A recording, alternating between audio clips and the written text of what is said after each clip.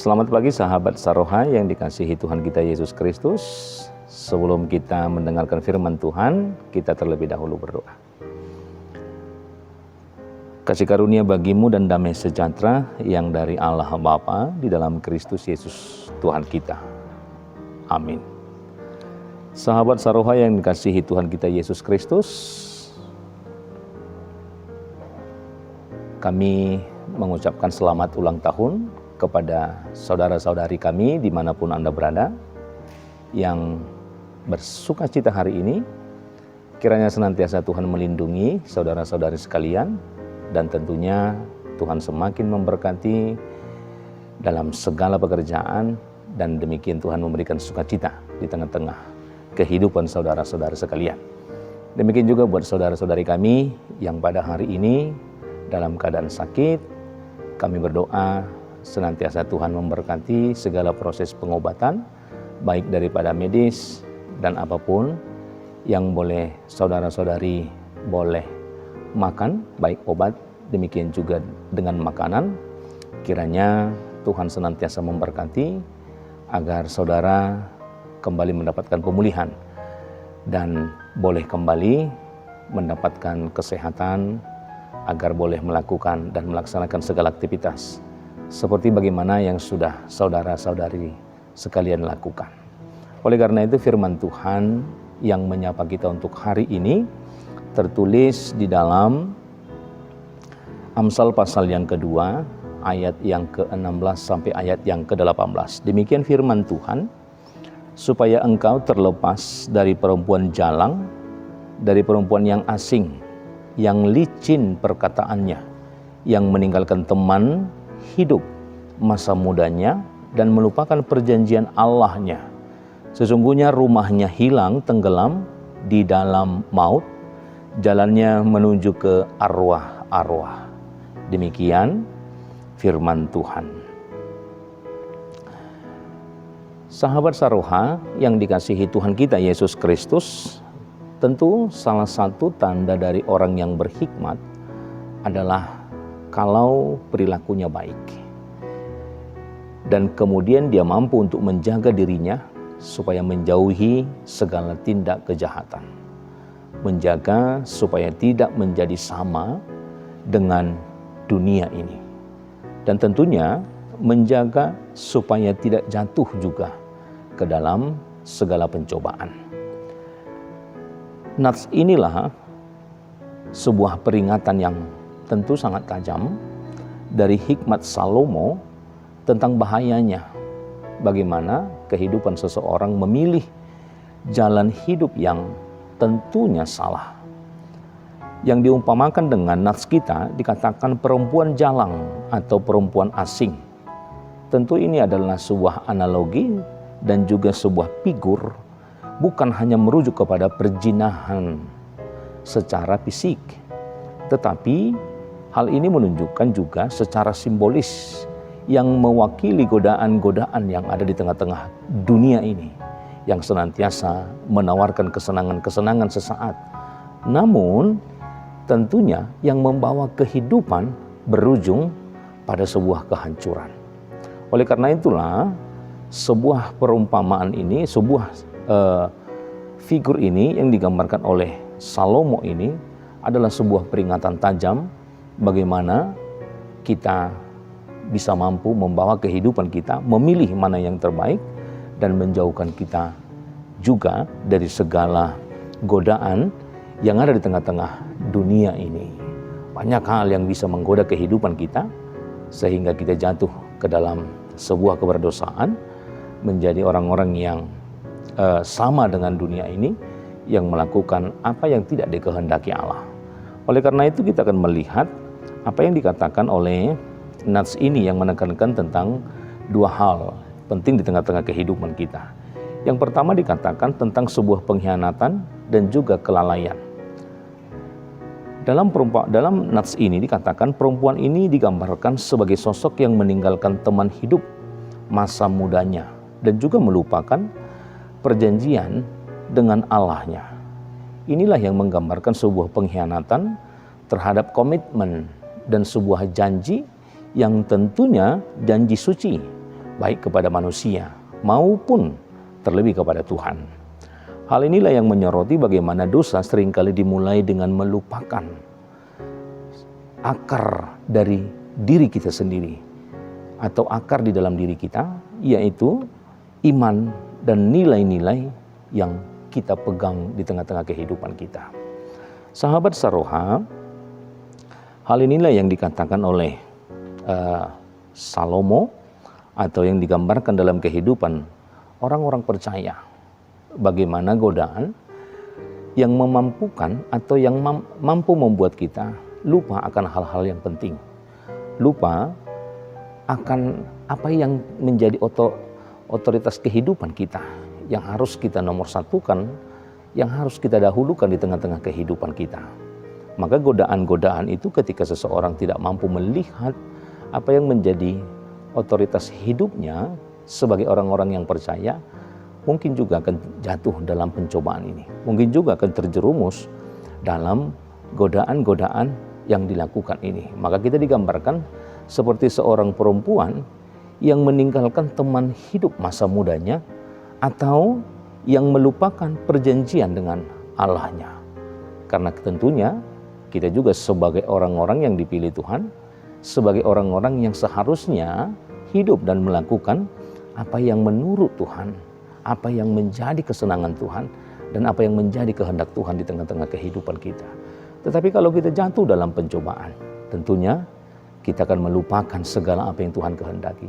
Kalau kita jatuh di dalam godaan-godaan ini atau ajakan-ajakan ini, maka kita juga tentunya tidak memprioritaskan lagi apa yang menjadi tujuan kehidupan kita di tengah-tengah dunia ini, yaitu menjadi garam dan terang di tengah-tengah kehidupan kita. Sehingga kita dikatakan seperti seorang perempuan yang meninggalkan teman masa mudanya, dan juga yang melupakan tentang janji-janji perjanjiannya dengan Allahnya. Oleh karena itu, nats ini mengingatkan kita agar kita menjadi orang-orang yang berhikmat kepada Tuhan. Orang-orang yang berhikmat adalah orang-orang yang tentunya memiliki perilaku yang baik, dan kita juga harus mampu untuk tetap berdiri kokoh. Bagaimana kita harus menjauhi dosa, menjauhi kejahatan, dan juga harus melihat apa yang menjadi prioritas kehidupan kita, yaitu hidup seturut dengan kehendak Allah. Kemudian dikatakan di dalam nats kita yang kedua, konsekuensi akhir. Bagaimana yang paling mengerikan adalah konsekuensinya. Dikatakan rumah mereka turun ke alam maut dan jalannya menuju orang-orang mati. Ini adalah metafora kuat yang menunjukkan bahwa pilihan yang salah tidak hanya merusak dirinya sendiri, tetapi juga membawa kepada kehancuran total.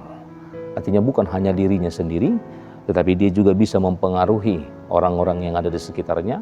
Bahkan bagaimana kehancuran itu bukan tertuju pada dirinya sendiri, tetapi juga kepada orang lain yang bisa berada bersama-sama dengan dia. Kehancuran itu bukan hanya melibatkan kehancuran secara fisik, tetapi bisa juga kehancuran secara rohani, dan juga kehancuran dalam hal-hal lain di tengah-tengah kehidupan. Itulah sebuah peringatan yang disampaikan oleh Salomo tentang pentingnya memilih jalan hidup yang baik, tentang pentingnya menempatkan dan melihat kesiapaan kita, prioritas utama kehidupan kita, dan tujuan sehingga kita memiliki sebuah kehidupan yang bermakna, bukan hanya untuk diri kita, tetapi untuk orang lain yang ada di sekitar kita. Oleh karena itu, Amsal yang menjadi renungan kita hari ini adalah sebuah ajakan untuk kehidupan kita, untuk berhati-hati dalam setiap pilihan hidup kita. Apapun yang menjadi pilihan kehidupan kita, kita diajak untuk senantiasa berhati-hati, melihat dan juga mengukur, dan juga bagaimana kita mengambil mana yang terbaik di tengah-tengah kehidupan kita. Tapi tentunya godaan sering kali datang dalam bentuk-bentuk yang menarik perhatian kita. Perkataan yang licin, tetapi disinilah kita harus mampu melihat, melampaui daya tarik sesaat itu. Harus mampu melihat, melampaui daya tarik yang sesaat itu. Sehingga peringatan ini mampu untuk mendorong kita, bagaimana kita untuk tetap memiliki sebuah kesetiaan.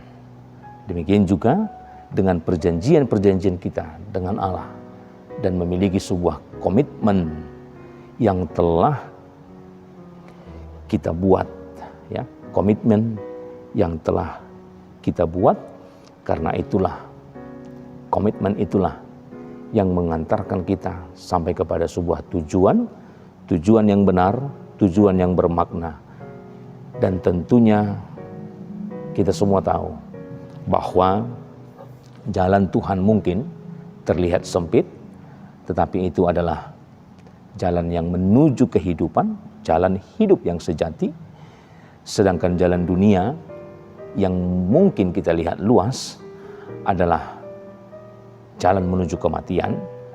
Bagaimana kita memampukan diri menjadi orang yang berhikmat dan orang yang dimampukan oleh Tuhan untuk melihat mana yang terpenting, mana yang terbaik, agar kita sampai kepada tujuan yang jauh lebih besar sesuai dengan kehendak Tuhan.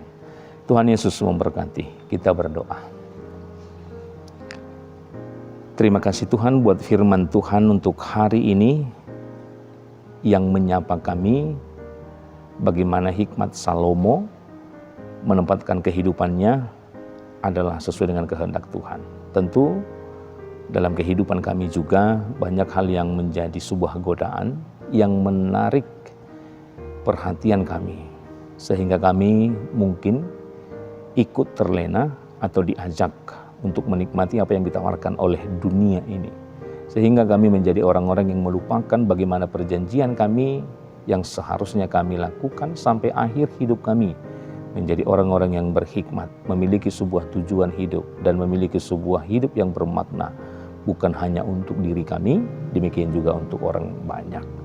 Oleh karena itu firman Tuhan yang mengajar kami pada hari ini mendorong kami untuk semakin lebih menjadi orang-orang yang senantiasa takut akan Tuhan, memiliki hati, memiliki pikiran yang berhikmat, agar kami bisa menempatkan kehidupan kami jauh lebih baik untuk hari-hari ke depan, untuk waktu-waktu ke depan, sehingga kami memiliki dan boleh sampai kepada sebuah tujuan kehidupan yang benar, jalan hidup yang benar, yang sejati, sehingga kami menjadi orang-orang yang senantiasa hidup di dalam perlindungan Tuhan. Oleh karena itu berkati setiap jemaat-Mu dimanapun mereka boleh berada pada hari ini, dalam segala pekerjaan, kiranya senantiasa Tuhan melindungi mereka, memberikan hikmat dan kekuatan, dan memampukan mereka melaksanakan segala sesuatu pekerjaan.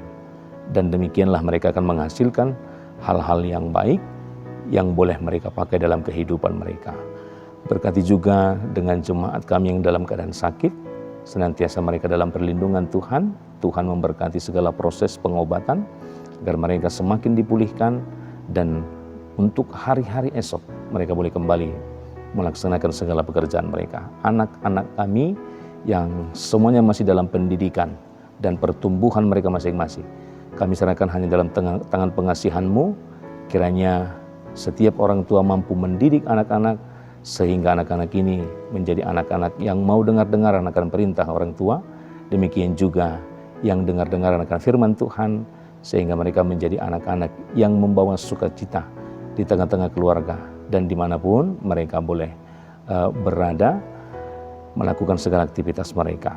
Kami serahkan kehidupan kami, dan kiranya Engkau menghapuskan segala dosa pelanggaran kami, agar kami senantiasa layak di hadapan Tuhan. Terpujilah nama-Mu hingga selama-lamanya. Amin.